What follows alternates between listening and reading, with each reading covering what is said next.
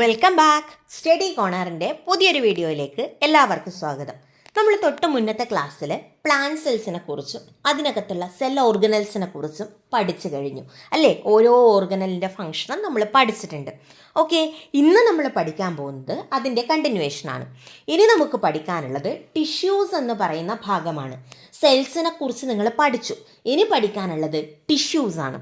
അതായത് പ്ലാന്റ്സിൻ്റെ ടിഷ്യൂസാണ് ഇന്നത്തെ ക്ലാസ്സിൽ നമ്മൾ പഠിക്കുന്നത്. The group of similar type of cells are known as tissues. ഒരേപോലെയുള്ള സെൽസിൻ്റെ ഗ്രൂപ്പിനെയാണ് നമ്മൾ ടിഷ്യൂസ് എന്ന് വിളിക്കുക. അവരൊരേ ഫങ്ഷനാണ് ചെയ്യുക. ഓക്കെ, അവരുടെ ഫങ്ഷൻ എന്ന് പറയുന്നത് ഏകദേശം സിമിലർ ആയിരിക്കും. അപ്പോൾ അത്തരത്തിലുള്ള group of similar type of സെൽസിനാ നമ്മൾ ടിഷ്യൂസ് എന്ന് വിളിക്കും. ഓക്കെ, അപ്പോൾ ഇവിടെ ഒരു പ്ലാന്റിൻ്റെ തണ്ടിൻ്റെ ഒരു സെക്ഷൻ കൊടുത്തിട്ടുണ്ട്. ഓക്കെ, പ്ലാന്റിൻ്റെ റൂട്ടിൻ്റെ ഒരു സെക്ഷൻ കൊടുത്തിട്ടുണ്ട്. അതിനകത്ത് നിങ്ങൾക്ക് സ്പെഷ്യൽ ടൈപ്പ് ഓഫ് സെൽസ് കാണാം. അതിൽ ചില സെൽസ് കാണാൻ എങ്ങനെയാണ്? ഏകദേശം ഒരുപോലെയാണ്. അപ്പോൾ അത്തരത്തിലുള്ള കോശങ്ങളെ ആ കോശങ്ങളുടെ ഗ്രൂപ്പിനെയാണ് നമ്മൾ ടിഷ്യൂസ് എന്ന് വിളിക്കുന്നത്. അത്തരത്തിലുള്ള സെൽസിൻ്റെ ഗ്രൂപ്പിനെയാണ് നമ്മൾ ടിഷ്യൂസ് എന്ന് വിളിക്കുന്നത്. കുറച്ച് ടിഷ്യൂസിൻ്റെ പേര് ഞാൻ അവിടെ കൊടുത്തിട്ടുണ്ട്. നമ്മൾ ഈ ചാപ്റ്ററിൽ കൂടുതൽ ടിഷ്യൂസിനെ കുറിച്ച് പഠിക്കും. നിങ്ങൾക്ക് അവിടെ കാണാം കോളൻകൈമ, പാരൻകൈമ, സ്ക്ലീറൻകൈമ എന്നിങ്ങനെ കുറച്ച് ടിഷ്യൂസിൻ്റെ പേര് ഞാൻ അവിടെ കൊടുത്തിട്ടുണ്ട്. ഇവയോരോന്നും എന്താണെന്നും ഇവയുടെ പ്രത്യേകതകൾ എന്താണെന്നും ഇവയുടെ ധർമ്മങ്ങൾ, ഫങ്ഷൻസ് എന്താണെന്നുമാണ് നമ്മളിപ്പോൾ പഠിക്കാൻ പോകുന്നത്. നോക്കിക്കോളൂ, നമുക്ക് നമ്മുടെ ക്ലാസ്സിലേക്ക് പോകാം. First one, parenchyma contain living cells. Parenchyma എന്ന് പറയുന്ന ടൈപ്പ് ടിഷ്യൂസിൻ്റെ പ്രത്യേകത എന്താ? അതിലുള്ള സെൽസൊക്കെ ലിവിങ് സെൽസ് ആണ്. പാരൻകൈമയുടെ പ്രത്യേകത എന്താണ്? They contain living cells. അതിനകത്ത് ലിവിങ് സെൽസ് ആണുള്ളത്. They have very thin cell wall. അവരുടെ സെൽ വോൾ എങ്ങനെയാണ്? വളരെ തിന്നാണ്, വളരെ നേർത്തതാണ്. Intercellular spaces are present. Intercellular spaces ഉണ്ട്. ഇൻ്റർ സെല്ലുലാർ സ്പേസ് എന്ന് വെച്ചാൽ രണ്ട് സെൽസിനിടയിൽ ഒരു ഗ്യാപ്പ് ഉണ്ടാവും. ആ ഗ്യാപ്പിനെയാണ് ഇൻ്റർ സെല്ലുലാർ സ്പേസ് എന്ന് വിളിക്കുന്നത്. അപ്പോൾ ഇൻ്റർ സെല്ലുലാർ സ്പേസ് ആരിൽ കാണുന്നുണ്ട്? പാരൻകൈമ സെൽസിൽ കാണുന്നുണ്ട്, പാരൻകൈമ ടിഷ്യൂസിൽ കാണുന്നുണ്ട്. ഇനി cells in some part have the ability to divide. ചില പാർട്സിലുള്ള പാരൻകൈമ സെൽസിന് എന്തിനുള്ള കപ്പാസിറ്റി ഉണ്ട്? ഡിവൈഡ് ചെയ്യാനുള്ള കപ്പാസിറ്റി ഉണ്ട്. അത് എല്ലാ സെൽസിനും ഇല്ല, ചില ഭാഗങ്ങളിൽ കാണുന്നവർക്ക് മാത്രമേ ഉള്ളൂ. ഇപ്പം നിങ്ങൾക്ക് തോന്നും ടീച്ചർ എന്താ അങ്ങനെ പറയുന്നത്?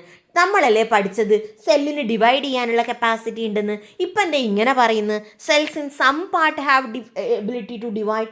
അതെന്താണെന്ന് വെച്ചാൽ സസ്യങ്ങളുടെ കേസിൽ, പ്ലാന്റ്സിൻ്റെ കേസിൽ എല്ലാ ഭാഗത്തുള്ള കോശങ്ങൾക്കും സെൽസിനും ഡിവൈഡ് ചെയ്യാനുള്ള കപ്പാസിറ്റി ഇല്ല മക്കളെ. അത് നമ്മൾ പഠിക്കും. കുറച്ച് മുന്നോട്ട് പോകുമ്പോൾ ഒരു മെരിസ്റ്റമാറ്റിക് ടിഷ്യൂസിനെ കുറിച്ച് നമ്മൾ പഠിക്കും. അപ്പോൾ അവിടെ എത്തുമ്പോൾ നിങ്ങൾക്കത് മനസ്സിലാവും. ഇപ്പോൾ ഇത്രമാത്രം ഓർത്ത് വെക്കുക. പാരൻകൈമയുടെ കേസിൽ the cells in parenchyma in some part have the ability to divide. അവർക്ക് എന്തിനുള്ള കപ്പാസിറ്റി ഉണ്ട്? ഡിവൈഡ് ചെയ്യാനുള്ള കപ്പാസിറ്റി ഉണ്ട്. ഒന്നുകൂടെ പറയാം. ദേ contain living cells. Parenchyma contain living cells. They have thin cell wall. They have intercellular spaces and cells in some part have the ability to divide. ചില പാർട്ടിലുള്ള സെൽസിന് എന്തിനുള്ള capacity ഉണ്ട്? ഡിവൈഡ് ചെയ്യാനുള്ള capacity ഉണ്ട്. ഇനിയാണ് പാരൻകൈമയുടെ ഫങ്ഷൻ നമ്മൾ പഠിക്കുന്നത്. They perform functions such as photosynthesis and food storage. ഇവർക്ക് എന്തിനുള്ള കപ്പാസിറ്റി ഉണ്ട്? ഫോട്ടോസിന്തസിസ് നടത്താനും ഫുഡ് സ്റ്റോർ ചെയ്യാനുള്ള കപ്പാസിറ്റി ഉണ്ട്. Okay, they will perform the functions such as photosynthesis and food storage. ഇവർക്ക് എന്ത് ചെയ്യാൻ പറ്റും? ഫോട്ടോസിന്തസിസ് നടത്താനും ഫുഡ് സ്റ്റോറേജ് ചെയ്യാനുള്ള കപ്പാസിറ്റി ഉണ്ട്. ക്ലിയർ ആണല്ലോ? ഇത്രയാണ് പാരൻകൈമ സെൽസിനെ കുറിച്ച് നമുക്ക് പഠിക്കാനുള്ളത്. അടുത്തത് കോളൻകൈമ. രണ്ടാമത്തെ ടൈപ്പ് ടിഷ്യൂ ആണ് ഏത്? Collenchyma. A tissue made up of living cells. ഇതിനകത്തും എന്താണുള്ളത്? ലിവിങ് സെൽസ് ആണുള്ളത്. Cell wall made up of substances such as cellulose and pectin. ഇതിൻ്റെ സെൽ വോൾ നിർമ്മിച്ചിരിക്കുന്നത് സെല്ലുലോസും പെക്റ്റിനും കൊണ്ടാണ്. നമ്മൾ തൊട്ട് മുന്നത്തെ ക്ലാസ്സിൽ പഠിച്ചിട്ടുണ്ട്. പ്ലാന്റ് സെൽസിൻ്റെ കേസിൽ their cell wall is made up of cellulose അല്ലേ? അവരുടെ സെൽ വോൾ എങ്ങനെയാണ്? സെല്ലുലോസ് കൊണ്ടുണ്ടാക്കിയിരിക്കുന്നു എന്ന് പഠിച്ചു. ഇവിടെ കോളൻകൈമയുടെ കേസിൽ സെൽ വോളിൽ സെല്ലുലോസ് മാത്രമല്ല ഉള്ളത്, പെക്റ്റിൻ എന്ന് പറയുന്ന ഒരു സബ്സ്റ്റൻസും കൂടി കാണുന്നുണ്ട്. അപ്പോൾ cell wall is made up of substances such as cellulose and pectin. Cellulose, pectin പോലുള്ള സബ്സ്റ്റൻസ് കൊണ്ടാണ് ഈ കോളൻകൈമയുടെ സെൽ വോൾ ഉണ്ടാക്കിയിരിക്കുന്നത്. The cell wall is thicker only in some parts. ചില ഭാഗങ്ങളിൽ മാത്രം, കോളൻകൈമയുടെ ചില ഭാഗങ്ങളിൽ മാത്രം തിക്നെസ് കാണും. കോളൻകൈമയുടെ ചില ഭാഗങ്ങളിൽ മാത്രമാണ് എന്ത് കാണുന്നത്? ഒരു തിക്നെസ് കാണുന്നത്. അതായത് കോളൻകൈമയുടെ സെൽ വോളിൽ കേട്ടോ, കോളൻകൈമയുടെ സെൽ വോളിൻ്റെ ചില ഭാഗങ്ങൾ മാത്രം കുറച്ച് തിക്കറായിരിക്കും. They helps in maintain the shape of plant parts. Plant പാർട്സിൻ്റെ ഷേപ്പ് മെയിൻറ്റെയിൻ ചെയ്യുക എന്നുള്ളതാണ് കോളൻകൈമയുടെ ഫങ്ഷൻ. അതേസമയം പാരൻകൈമയുടെ ഫങ്ഷൻ എന്തായിരുന്നു? ഫോട്ടോസിന്തസിസും ഫുഡ് സ്റ്റോറേജും. കോളൻകൈമയുടെ ഫങ്ഷൻ എന്തായിരുന്നു? They maintain the shape of plant parts. Parenchyma എന്ത് ചെയ്തു? പാരൻകൈമ ഫോട്ടോസിന്തസിസും ഫുഡ് സ്റ്റോറേജും.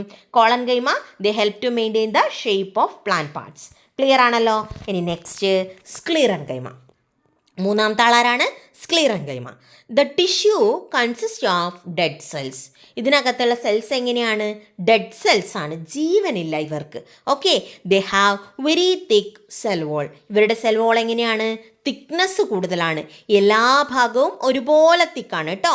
The cell wall is of uniform thickness throughout. Cell വോളിൻ്റെ എല്ലാ ഭാഗത്തും നല്ല കട്ടിയുണ്ട്, നല്ല തിക്നെസ് ഉണ്ട്. They provide strength and support to plant parts. Plant പാർട്സിന് സ്ട്രെങ്ത്തും സപ്പോർട്ടും കൊടുക്കുക എന്നുള്ളതാണ് സ്ക്ലീറൻകൈമയുടെ ഡ്യൂട്ടി. പഠിച്ചല്ലോ. അപ്പോൾ 3 ടൈപ്പ് ടിഷ്യൂസും അതിൻ്റെ ഫങ്ഷനും അതിൻ്റെ പെക്യൂലിയാരിറ്റീസും നിങ്ങളിപ്പോൾ പഠിച്ചു. ഇപ്പം കണ്ടതാ ഈ 3 ടൈപ്പ് സെൽസും. ഇതിനകത്ത് ഇപ്പോൾ പാരൻകൈമയാണെങ്കിൽ അതിനകത്തുള്ള എല്ലാ കോശങ്ങളും, എല്ലാ സെല്ലും ഒരുപോലത്തെയാണ്. കോളൻകൈമയാണെങ്കിൽ അതിനകത്തുള്ള എല്ലാ സെൽസും കാണാൻ ഒരുപോലെയാണ്. സ്ക്ലീറൻകൈമയാണെങ്കിലും അതിനകത്തുള്ള എല്ലാ സെൽസും കാണാൻ ഒരുപോലെയാണ്. ആണല്ലോ. ഇത്തരത്തിൽ tissues that are composed of similar type of cells are known as simple tissues. ഇതുപോലെ ഒരു ടിഷ്യൂസിനകത്തുള്ള എല്ലാ സെല്ലും സിമിലർ ടൈപ്പ് ആണെങ്കിൽ അത്തരത്തിലുള്ള ടിഷ്യൂസിനെ നമ്മൾ വിളിക്കും സിമ്പിൾ ടിഷ്യൂസ് എന്ന്. മനസ്സിലായോ? അപ്പോൾ സിമ്പിൾ ടിഷ്യൂസ് എന്ന് പറഞ്ഞാൽ ഇതൊരു പെർട്ടിക്കുലർ ടൈപ്പ് ടിഷ്യൂ ആണ്. അതിനകത്തുള്ള സെൽസ് ഒക്കെ കാണാൻ എങ്ങനെയാണ്? ഒരുപോലെയാണ്, ഒരേ ഫങ്ഷൻ ചെയ്യുന്നവരാണ്. മനസ്സിലായോ? അപ്പോൾ അത്തരത്തിലുള്ള ടിഷ്യൂസാണ് സിമ്പിൾ ടിഷ്യൂസ്. ഇനി ഒരു കാര്യം കൂടെ പറയാം. സ്ക്ലീറൻകൈമ ഞാൻ പറഞ്ഞു എല്ലാ ഭാഗത്തും ഒരുപോലെ തിക്നെസ് ഉണ്ടെന്ന് പറഞ്ഞു സെൽ വോളിൻ്റെ, അല്ലേ? അപ്പോൾ ഈ സെൽ വോൾ ഇങ്ങനെ തിക്നെസ്സായി ഒരു എക്സാമ്പിൾ പറയാൻ പറ്റുമോ നിങ്ങൾക്ക്? സ്ക്ലീറൻകൈമ കോശങ്ങൾക്ക്, സെൽസിന്, അല്ലെങ്കിൽ സ്ക്ലീറൻകൈമ ടിഷ്യൂസിന് ഏതെങ്കിലും ഒരു എക്സാമ്പിൾ? ഏറ്റവും കോമൺ ആയൊരു എക്സാമ്പിൾ ഞാൻ നിങ്ങൾക്ക് പറഞ്ഞുതരാം. നമ്മുടെ തേങ്ങയില്ലേ, തേങ്ങ. ഓക്കെ, കോക്കനട്ടിൻ്റെ ഷെല്ല് നിങ്ങൾ കണ്ടിട്ട്, ചിരട്ടൊക്കെ നല്ല കട്ടിയല്ലേ? അപ്പോൾ ഈ കട്ടിയിൽ ഈ പുറന്തോട്, ചിരട്ടയുടെ ഈ തോട്, ചിരട്ടയുടെ തോടല്ല, തേങ്ങയുടെ തോട്. ഓക്കെ, അപ്പോൾ ഈ തോട് നിർമ്മിച്ചിരിക്കുന്ന, ഈ ചിരട്ട നിർമ്മിച്ചിരിക്കുന്നത് സ്ക്ലീറൻകൈമ കോശങ്ങൾ കൊണ്ടാണ്. ഓക്കെ, സ്ക്ലീറൻകൈമ സെൽസ് ആണ് ഏതിനകത്തുള്ളത്? നമ്മുടെ കോക്കനട്ട് ഷെല്ലിൽ ഉള്ളത്. അതൊന്ന് ജസ്റ്റ് ഓർത്ത് വെച്ച് നിങ്ങൾക്ക് അതിൻ്റെ ഫീച്ചേഴ്സ് പഠിക്കുമ്പോൾ അതൊന്ന് ഹെൽപ്ഫുൾ ആവും. അപ്പോൾ മെയിൻ ഫംഗ്ഷൻ എന്താണ്? It provide strength and support to plant parts. Plant പാർട്സിന് ആവശ്യമായിട്ടുള്ള സ്ട്രെങ്ത്തും സപ്പോർട്ടും കൊടുക്കുന്നു. ഇനി എന്താണ് സിമ്പിൾ ടിഷ്യൂസ് എന്ന് പറയുന്നത്? Tissues that are composed of similar type of cells. ഒരേപോലത്തെ സെല്ലാണുള്ളത്. അത്തരത്തിലുള്ള ടിഷ്യൂസിന് എന്ത് വിളിക്കും? സിമ്പിൾ ടിഷ്യൂസ് എന്ന് വിളിക്കും. ക്ലിയർ ആണല്ലോ. ഇനി നെക്സ്റ്റ് സൈലും ഫ്ലോയുമാണ് പഠിക്കാൻ പോകുന്നത്. ഈ സൈലത്തിൻ്റെയും ഫ്ലോയത്തിൻ്റെയും കേസിൽ ഈ സെൽസിനൊരു പ്രത്യേകതയുണ്ട്. ഇവർക്കകത്തുള്ള സെൽസ് എന്ന് പറയുന്നത് ഒരേപോലത്തെ സെൽസ് അല്ല. ഇവരുടെ അകത്തുള്ള സെൽസ് എന്ന് പറയുന്നത് എന്തല്ല? ഒരേപോലെയുള്ള സെൽസ് അല്ല, ഡിഫറെൻറ്റ് ടൈപ്പ് ഓഫ് സെൽസ് ആണ്. ഓക്കെ, അപ്പം നമുക്ക് നോക്കാം. Xylem and phloem are composed of cells with different shape and size. Different ആയിട്ടുള്ള ഷേപ്പും സൈസും ഉള്ളതാണ് നമ്മുടെ സൈലും ഫ്ലോയം. ഡിഫറെൻ്റ് ആയിട്ടുള്ള സെൽസാണ് ഏതിനകത്തുള്ളത്? സൈലത്തിനകത്തും ഫ്ലോയത്തിനകത്തും ഉള്ളത്. So they are called complex tissues. അതുകൊണ്ട് തന്നെ ഇത്തരത്തിലുള്ള ടിഷ്യൂസിനെ നമ്മൾ കോംപ്ലക്സ് ടിഷ്യൂ എന്നാണ് വിളിക്കുക. നേരത്തെ സിമ്പിൾ ടിഷ്യൂ പഠിച്ചു. സിമ്പിൾ ടിഷ്യൂ എന്ന് പറഞ്ഞാൽ എന്തായിരുന്നു? അതിനകത്തുള്ള സെൽസ് മുഴുവൻ കാണാൻ ഒരുപോലെയായിരുന്നു, അല്ലെങ്കിൽ അതിൻ്റെ functions ഒരുപോലെയായിരുന്നു.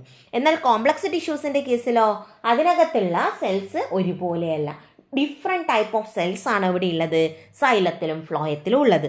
So it is known as complex tissues. മനസ്സിലായോ? അതുകൊണ്ട് അതിന് എന്ത് വിളിക്കും?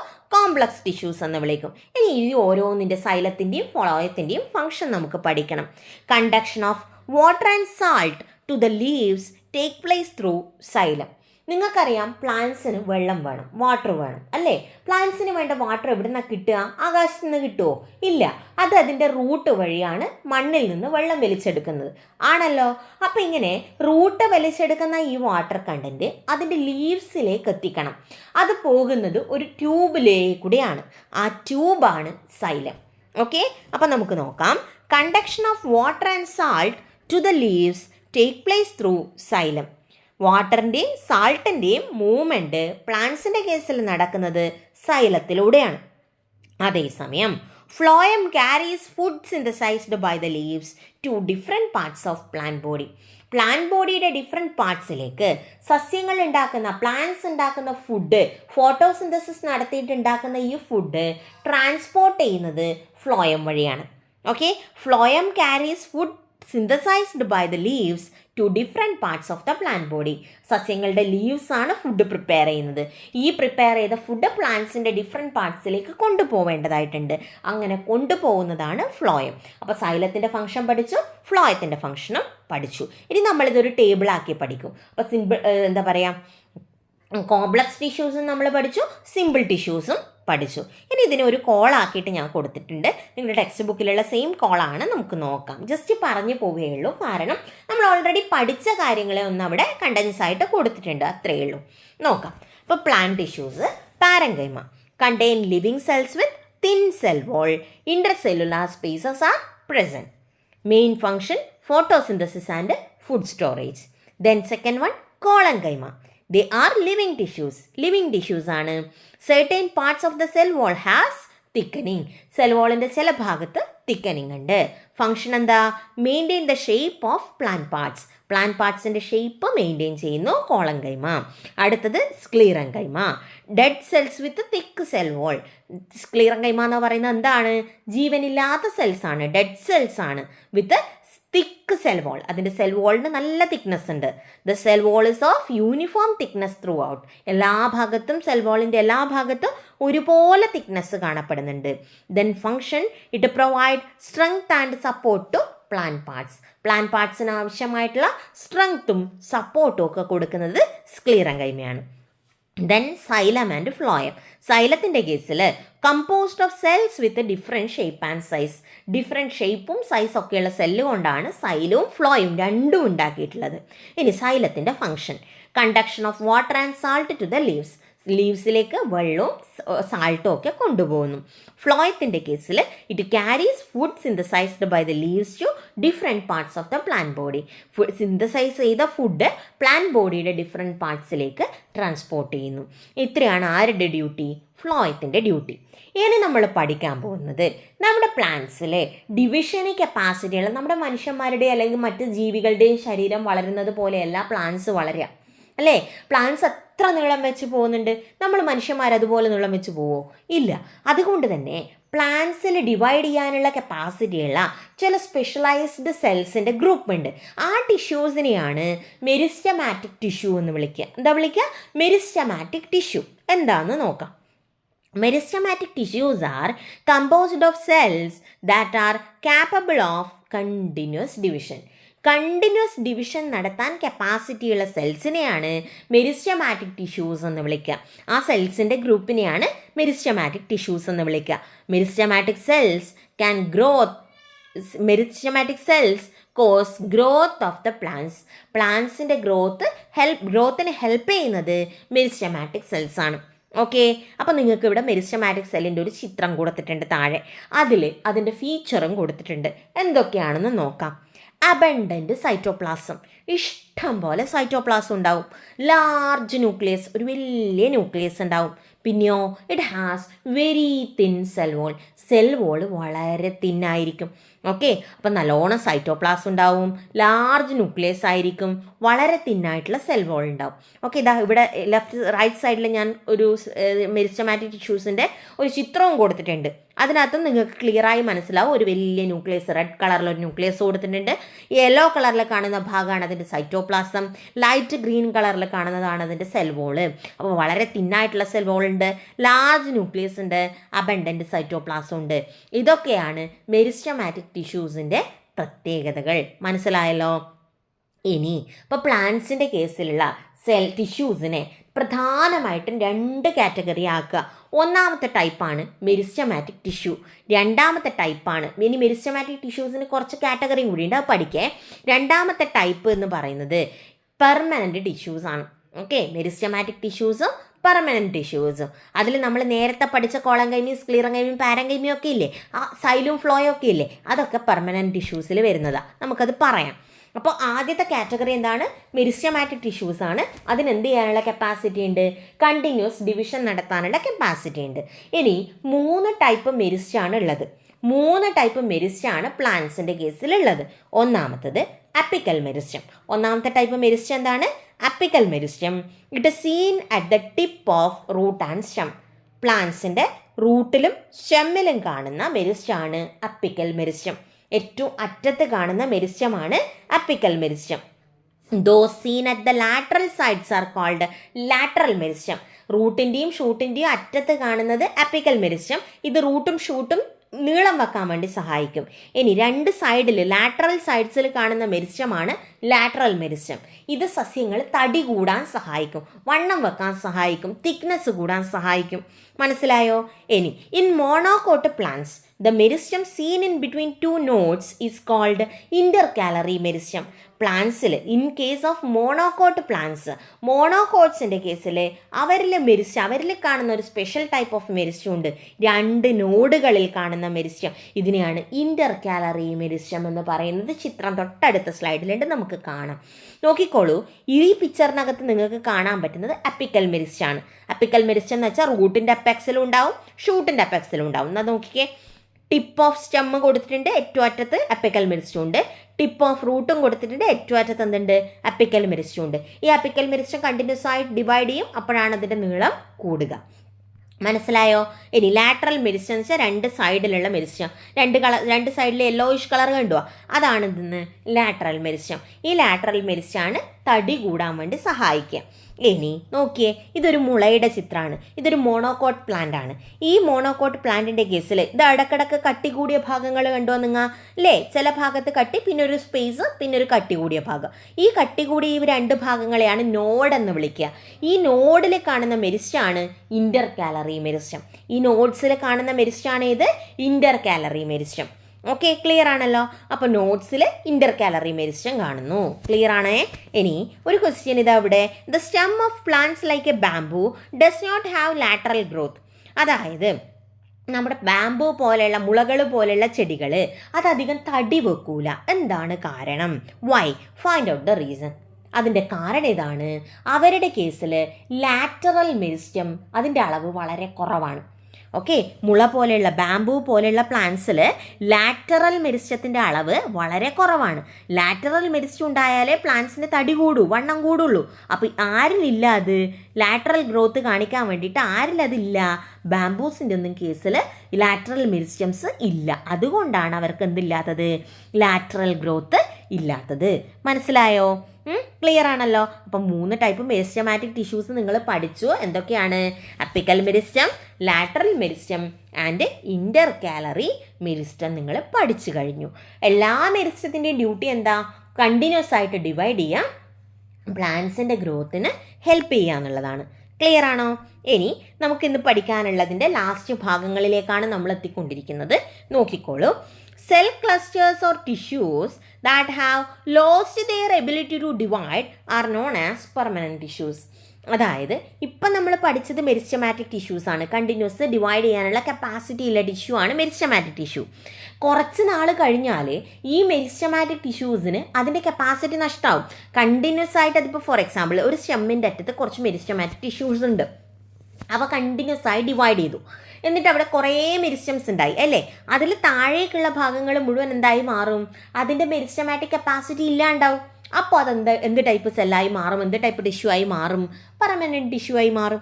ഓക്കെ, അപ്പോൾ അത്തരത്തിലുള്ള പെർമനൻറ്റ് ടിഷ്യൂസാണ് പാരങ്കൈമയും സ്ക്ലീറങ്കൈമയും കോളൻകൈമയും, നേരത്തെ നമ്മൾ പഠിച്ച സൈലും ഫ്ലോയും ഒക്കെ.